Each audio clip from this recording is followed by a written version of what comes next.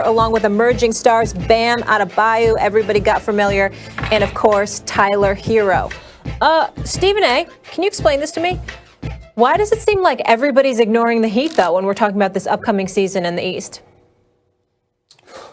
I think because, number one, a lot of people looked at what transpired last year as an aberration. They snuck up on some folks, the bubble kind of atmosphere. They were more disciplined, ready to go, and people viewed it that way.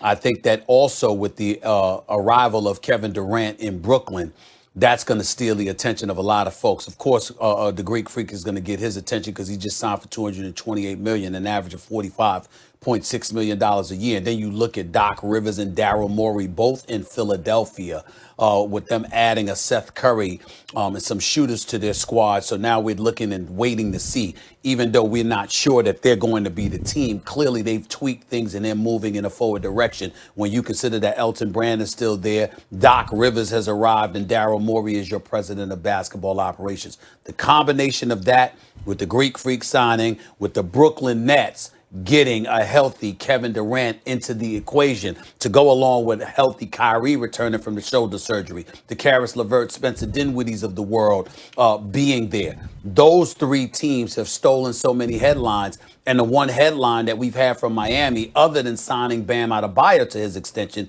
is the fact that they're not going to get the Greek Freak because it's rather than approach free agency with an open mind, he closed the door on all of that by re-upping with Milwaukee. Those things have Milwaukee, Brooklyn, and Philadelphia in the mind's eye, and that is why everybody has been ignoring the Miami Heat.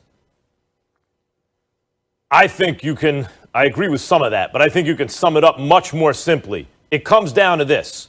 Fans know, because everyone who's experienced the NBA over a number of years they know it in their gut, that unless you have an MVP caliber player on your roster, you're probably not going to win the championship. And when you look at the Heat, you don't see an MVP.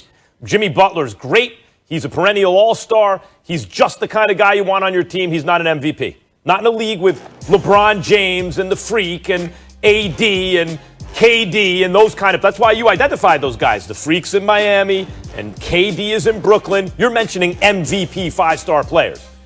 So we're not used to seeing teams like the Heat with just multiple all-stars. That's one reason. There's no MVP. But number two is because you sleep on the roster. People just sleep on this roster. Think of how many guys can go get their shot under pressure at an above-average level, right? You don't even think about Dragic. Dragic does work in the playoffs. These are playoff-tested guys who can go get a shot, right? Go get you a bucket when you need it. Jimmy Butler, obviously. But here's another. Tyler Herro. Because you don't think, when you think of the Heat roster, you think Jimmy Butler and Bam, and obviously Duncan Robinson can bomb, and Jay Crowder's a Swiss Army knife player who can also shoot, and Kendrick Nunn, you like all these players, and you throw Tyler Herro in that mix. Not stopping to think, this dude can go get you 35 in a conference finals. He's that kind of player, and he's only 20. He's not built like a defender. He's not like a long guy who's ever going to be like, oh my God, a shutdown defender. But offensively, Tyler Herro may be just scratching the surface. Guys 20 years old playing like that in the playoffs. So now you look at the roster and go, no, they don't have an MVP, but damn, they got your all-star leader in Jimmy Butler, another all-star caliber player in Bam. Dragic can go get his shot in crunch time and is really a plus player. Tyler Herro is a rising star, and then you got all of this other stuff around them. Well, that's why there's no MVP. And people are basically sleeping on the roster. Well, listen, Crowder's gone. He's in Phoenix now. Secondly, when you look at the Miami Heat. Oh, yeah, excuse me. That's right. Goran Dragic is coming back.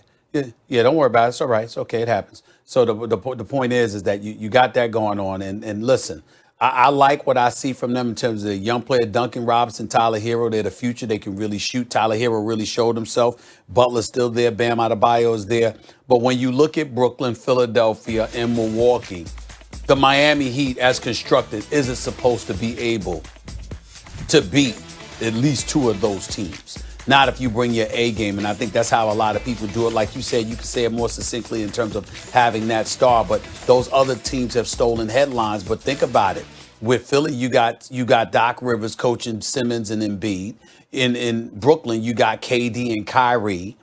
In Milwaukee, you still have the Greek Freak. And so when you look at it from that perspective, along with the fact that if you're coming out of the East, no one's really expecting you to beat the Lakers anyway. All of that would contribute to the Heat being ignored. But they're still a playoff team. They're still the reigning Eastern Conference champions. And by the way, I think because of perimeter shooting, which they can deliver, they're going to have a lot to say about what transpires in the East when all is said and done. They'll get to the conference semifinals, and we'll see how they look from there.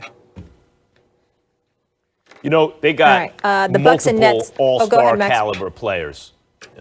Sorry, Miley. No, I'm just saying they got, I think a lot of it comes down to how you perceive Tyler Herro. Like, Duncan Robinson can shoot the lights out. But if you think of Tyler Herro more like an all-star than just some kid who's coming up, and he plays like an all-star in the playoffs, all of a sudden you're like, Bam, Butler, Tyler Herro. You got 3 all-star caliber players plus all the other dudes. I don't know. There are a whole lot of. And then there's the Heat culture with Pat Riley and Spoelstra. That's a whole lot of. Yeah, but according to Vegas, they're still betting on the Bucks and Nets ahead of the Heat, even though they're the defending champs there in the East. All right, guys, when we come back, Big Perks joining us, and we finish up our NBA season. First time being out there, I think I felt pretty good. So, Jay, here we go. The regular season begins on Tuesday. The Rockets' first game is Wednesday. The preseason ends Saturday, so there is no travel. There'll be business that can be done Sunday, Monday. When do you think this ends between Harden and the Rockets? It ends when Rafael Stone and the Houston Rockets find the right trade package for James Harden. I like the way James Harden answered the question, right? You don't come out and say, I'm demanding a trade right now. You let your agent say that to the front office. He'll speak on your behalf. I feel like what you did miss, Zubin, though, and what we did miss is the best part about it. The reporter was saying, so James, why weren't you here at the start of training camp? And he's like, well, I was working with my own individual trainers. And he's like, well, in Atlanta and in Vegas? He's like, yes, I work with my trainers in Atlanta and Vegas. Yes, that's where they reside, and that's where I work out with them. Look, this is what's going to be with James. You're not going to get anything from James himself. He's a baller. He's going to hoop when he's on the court. But make no doubt about it, I give him maybe a month with the Houston Rockets organization. Eventually, they're going to find the right trade package in order for James Harden to be somewhere else other than Houston. I don't know where that's at. Maybe Philly has the best chance to get it done right now, but he will not remain a Houston Rocket throughout this entire year. And Key, simply put, tongue planted firmly in cheek. You know, I love saying that. Fatter, Giannis's bank account or James Harden? I didn't even hear I couldn't hear what you said. No worries. We'll wait. We'll work on it. James Harden and the Houston Rockets again. Preseason game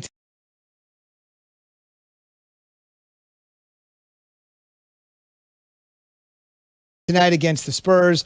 And then they got the Thunder in their regular season opener on Wednesday, which of course seems apropos because those are the 2 uniforms he's worn in his career, with certainly a third on the way. Still to come, college football's top analysts Obviously played last night. We all saw it. His Rockets winning a preseason game against an in-state foe, the Spurs. Harden did not talk to the media after the game. He still wants to be traded. Now, in an article, listen to this, filed to ESPN this morning, written by Tim McMahon, the Rockets organization appears to have created a culture that gave James Harden all the power. One former Rockets staffer said he's never heard no before. Yeah, he's going to act up. A former Rockets assistant coach said, we knew who the boss of the organization was. That's just part of what the deal was when you go to Houston. The players, the coaches, GM, owner, all know.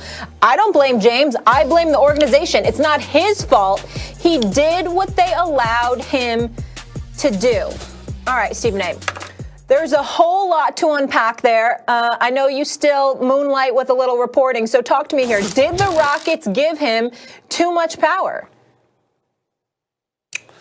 I don't think so. Listen, when you're the star, when you're the franchise, when you're the box office attraction and you play like a superstar, you deserve to have cachet. You deserve to have clout.